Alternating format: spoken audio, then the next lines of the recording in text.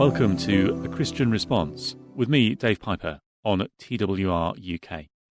In this series, we're taking a look at how Christians are responding to some of the major issues in communities across the UK and around the world. We're finding out what motivates people to stand up for those in poverty, to tackle human trafficking, and to champion those in the latter years of their lives, amongst many other issues. We're speaking to church leaders, charity staff, experts and volunteers to get a grasp of the numerous problems in our communities that can be fixed by prayer, practical action and political intervention. We're taking lessons from Scripture about how we as followers of Christ should respond to those around us. If you'd like to get in touch to share your thoughts on anything you hear this week on the programme, then please do feel free to email us. The email address is studio@twr.org.uk. That's studio@twr.org.uk. We're joined this week by Jennifer Larbi, the Head of UK Advocacy and Campaigns at Christian Aid. And we're talking, Jennifer, about a Christian response to poverty around the world this week on the programme. As we start to talk about this, which really is a key part of Christian Aid's work, tackling poverty worldwide, what are we talking about when we talk about poverty around the world? What is the scale of the problem? Dave, thanks so much for having me, and hello to your listeners and viewers. It's a really great question to ground the conversation because the scale of poverty across the world is a huge one, and of particular concern is one that continues to grow and deepen. And the drivers of poverty worldwide continue to become more complex. Just to go a little bit deeper then, when we think about both the global debt and climate crisis around the world, those are the key drivers of poverty, and that forces people into extreme poverty and inequality within their countries, robbing them of peace, dignity, health, and livelihoods. When we think about the kind of figures we see, and they vary from region to region, but it is still the case that the majority of the world outside of the West, outside of the global North, as we say, still lives in poverty as defined by all of the big organizations like the World Bank and the IMF, and of course the United Nations.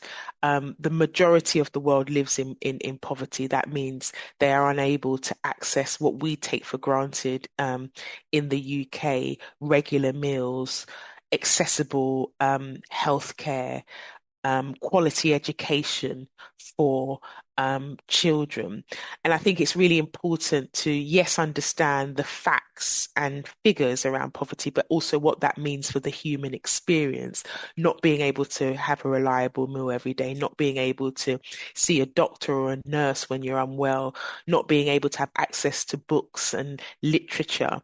That's what poverty means. And I know that that is not the life that God intended for us.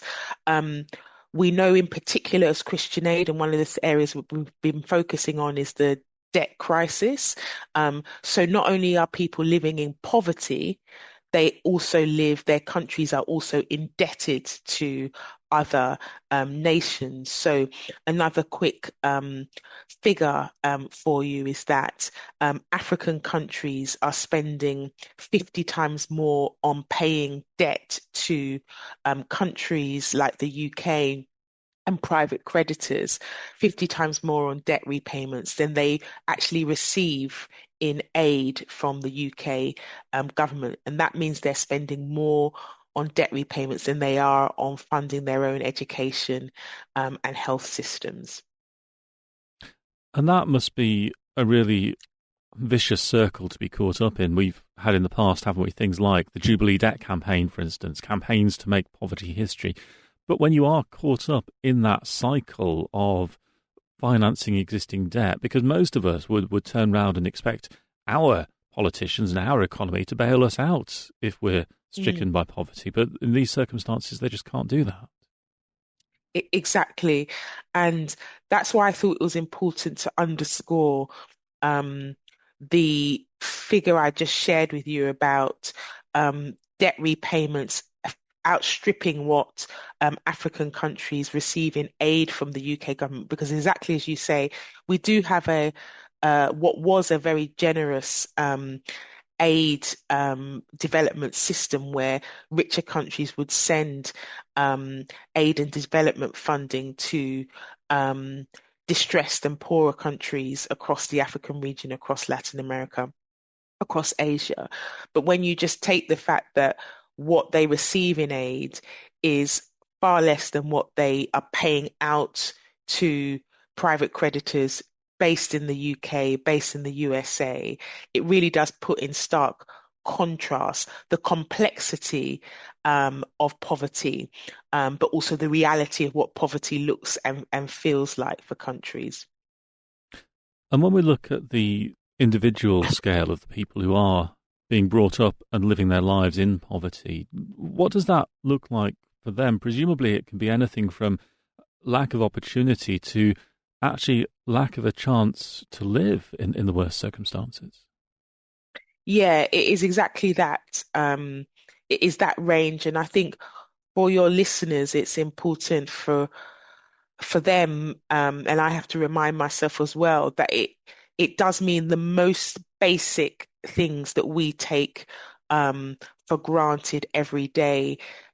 Clean running water. We just simply open our taps in the morning and do not second guess that we are accessing and drinking clean, refreshing water that is there to nourish us and hydrate us.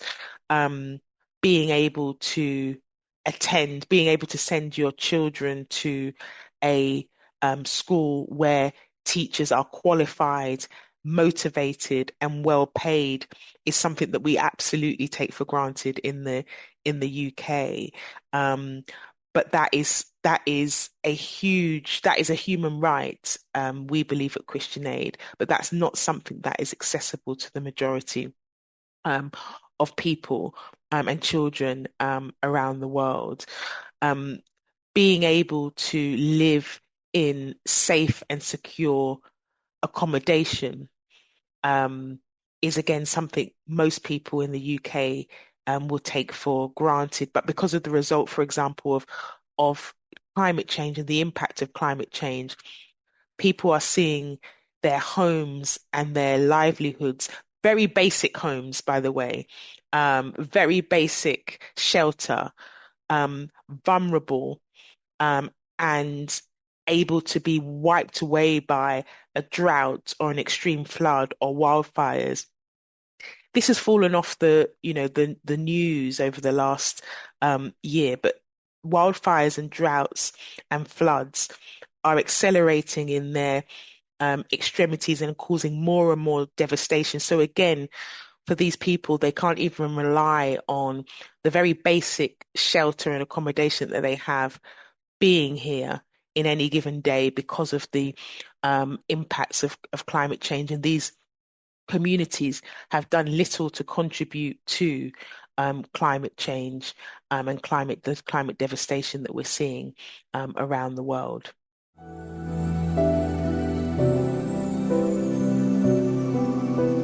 You're listening to A Christian Response on TWR-UK with me, Dave Piper. Over the course of this series, we're taking a look at how Christians are responding to some of the major issues in communities across the UK and around the world. We're finding out what motivates Christians to pray and act, and what the Bible teaches us about our duties and responsibilities to those around us. If you'd like to get in touch to share your thoughts on the issues we're covering, then please do feel free to email. The email address is studio@twr.org.uk. That's studio@twr.org.uk.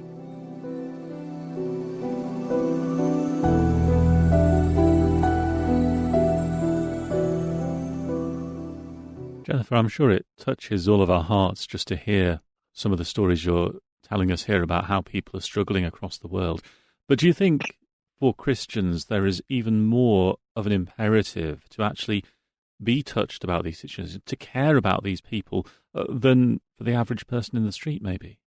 Absolutely, because the Bible that I read is very clear that we inhabit the Spirit of God, the Spirit of a living God, and that living God is Jesus. And when he came to this world, he not only associated himself with the poorest and most vulnerable in society, he actually acted on their needs.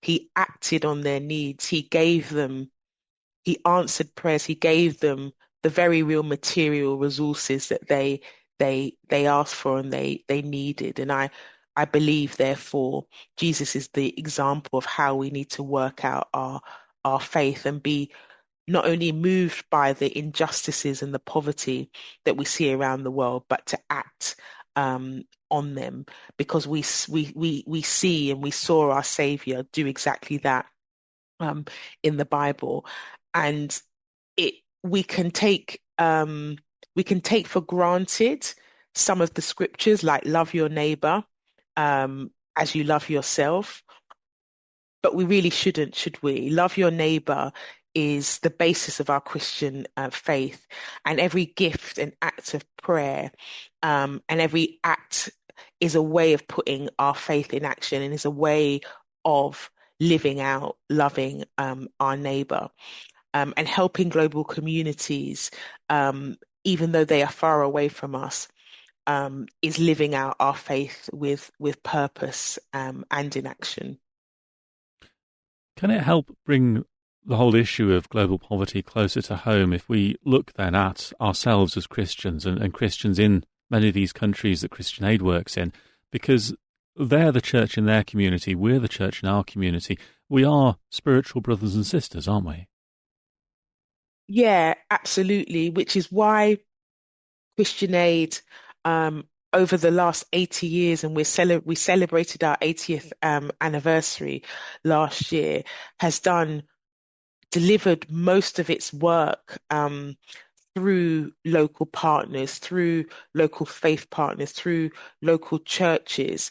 And one thing that I will hope will motivate your listeners and certainly motivates me every day is the local church in the communities that I talk about, be that across the African continent, be that across Latin America, be that across Asia, is on the front line of responding to the needs of local people and local communities.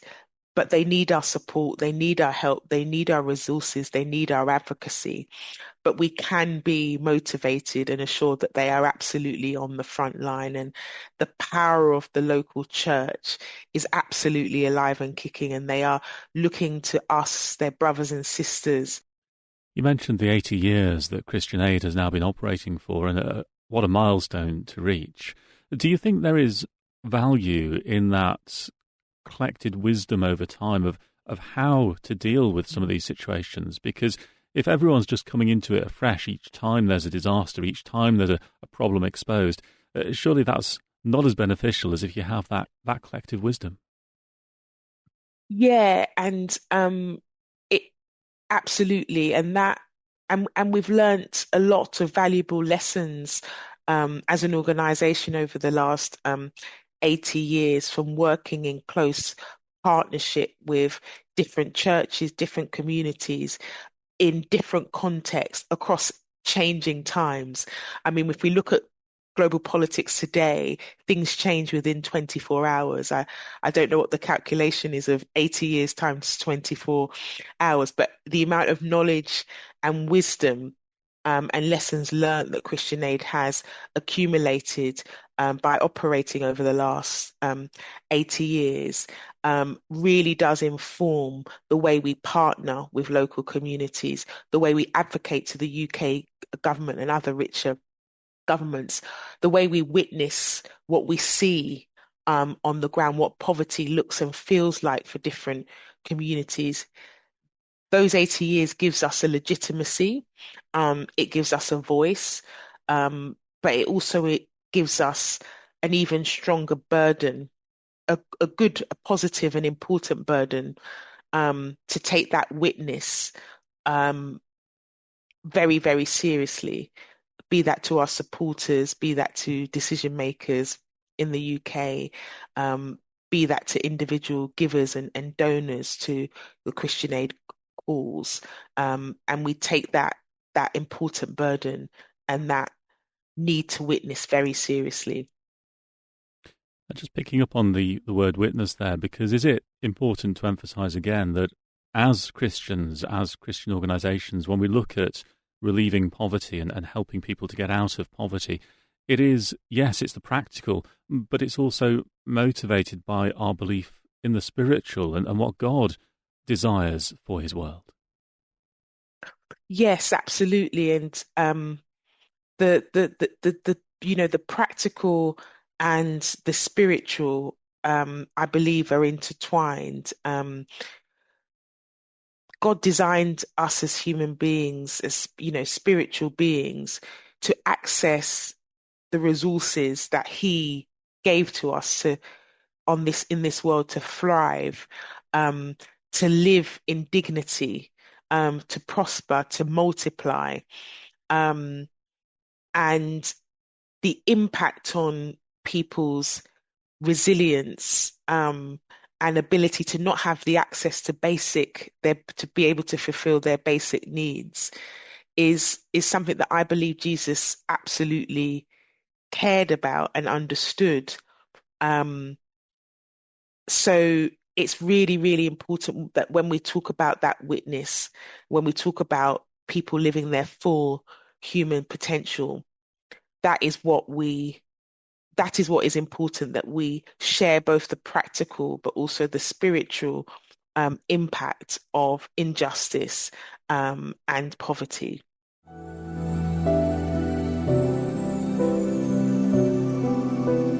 You're listening to A Christian Response on TWR-UK with me, Dave Piper. Over the course of this series, we're taking a look at how Christians are responding to some of the major issues in communities across the UK and around the world. We're finding out what motivates Christians to pray and act, and what the Bible teaches us about our duties and responsibilities to those around us.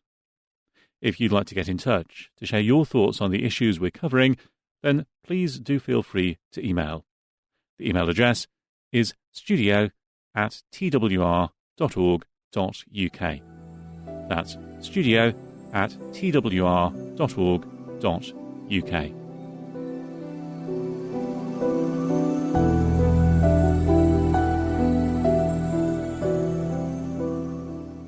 When we look at the world around us today, then, and you mentioned earlier that today politics can change in 24 hours, let alone a week, being a long time in politics. Where are the specific areas of concern when it comes to poverty for Christian Aid in the world today? So it's very broad, unfortunately. So we are really, really worried about a number of different countries for a number of different intersecting regions. As I say, climate is affecting almost every single global South country or developing country. Um, that is a matter of fact. Climate change is disproportionately impacting most of the poorest countries in the world. So all of the all of the poorest countries are a matter of concern for us. Um, I suppose to kind of slightly deepen and define that a little bit more. You then have countries who are impacted by climate crisis, but also by conflicts, and the two issues are intertwined. So we are seeing that climate change and climate devastation is accelerating conflicts and fragile areas. So we think about Sudan, which is a particular concern for us and is one of the world's most severe humanitarian crises, where 33.7 million people are in urgent need of humanitarian assistance.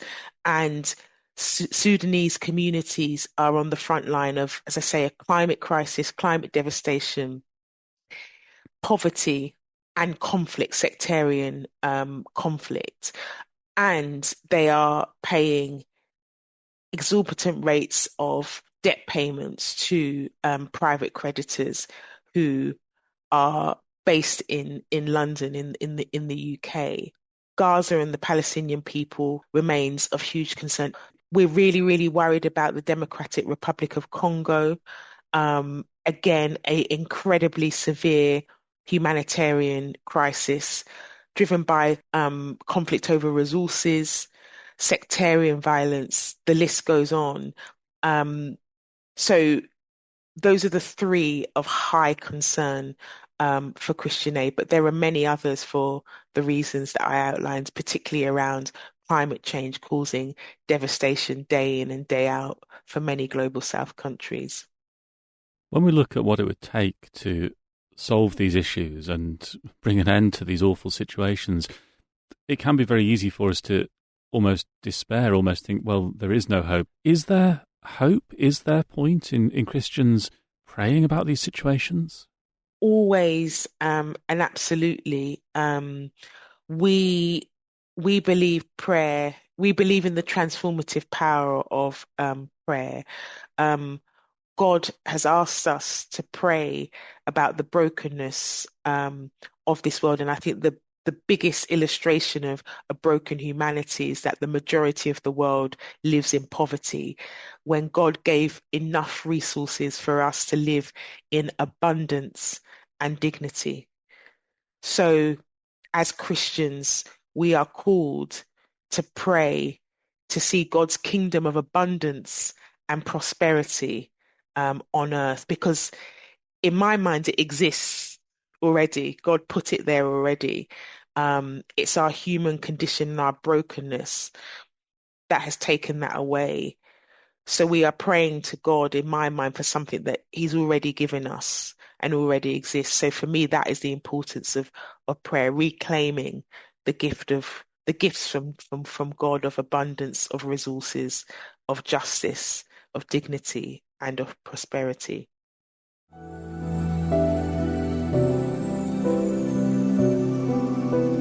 You're listening to A Christian Response on TWR-UK with me, Dave Piper. Over the course of this series, we're taking a look at how Christians are responding to some of the major issues in communities across the UK and around the world. We're finding out what motivates Christians to pray and act, and what the Bible teaches us about our duties and responsibilities to those around us. If you'd like to get in touch to share your thoughts on the issues we're covering, then please do feel free to email. The email address is studio@twr.org.uk. That's studio@twr.org.uk.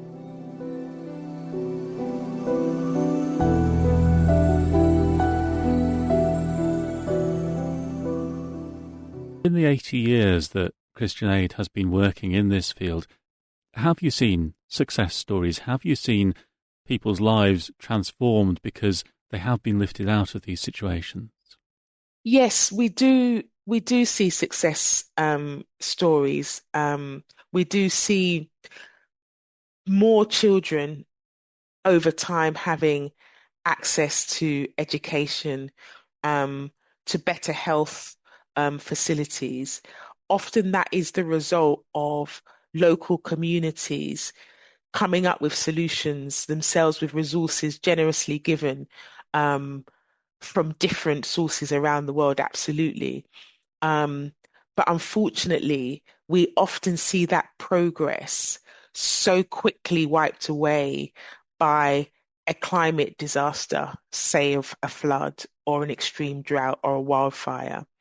So you see the success and the progress built up and so easily washed away by an extraordinary event like a climate disaster. We saw really good progress on levels of poverty across Africa, for example, and then came COVID, and that exposed to us in the UK, but of course to many vulnerable countries around the world, the lack of infrastructure to help respond to an extreme event like COVID. And we are still recovering in the UK from the impact of that, let alone countries that didn't have the basics to respond and to respond well.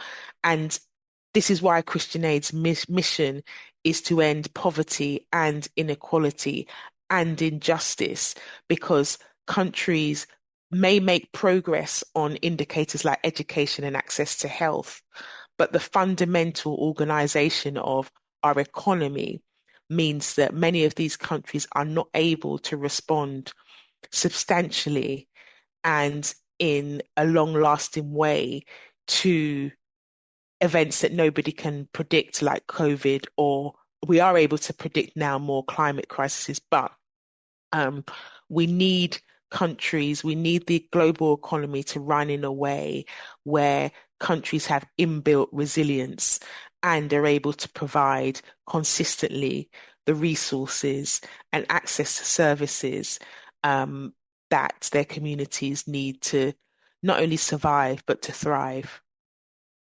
Just finally then, Jennifer, is this, would you argue, where the Bible can play a role? Because if we look at Jesus' life, if we look at how we as Christians are called to live our lives, it is quite countercultural at times, isn't it? It's very definitely not putting me and mine first and everyone else fending for themselves.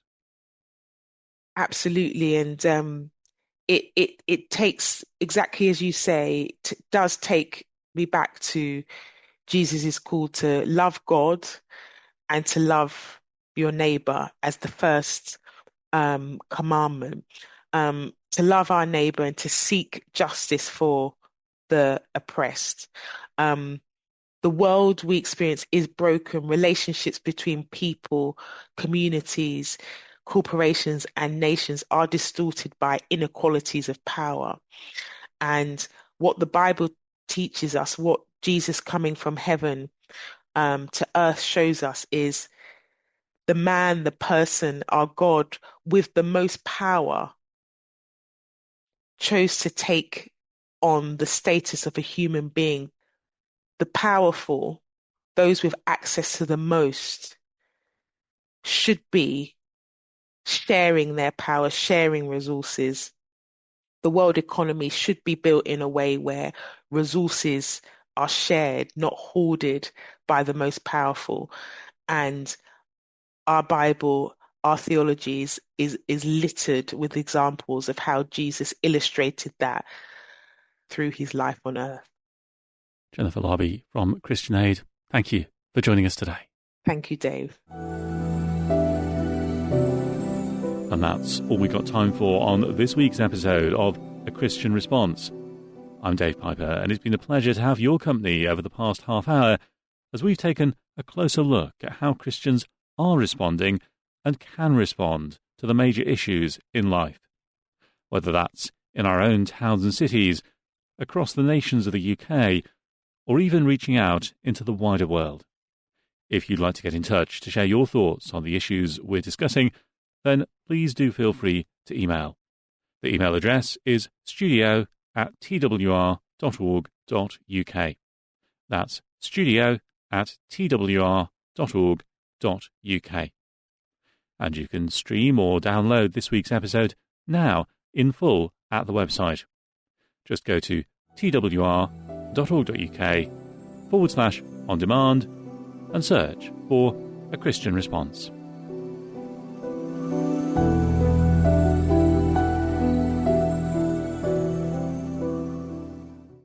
This podcast is a production of Transworld Radio UK. For more information, go to our website at twr.org.uk.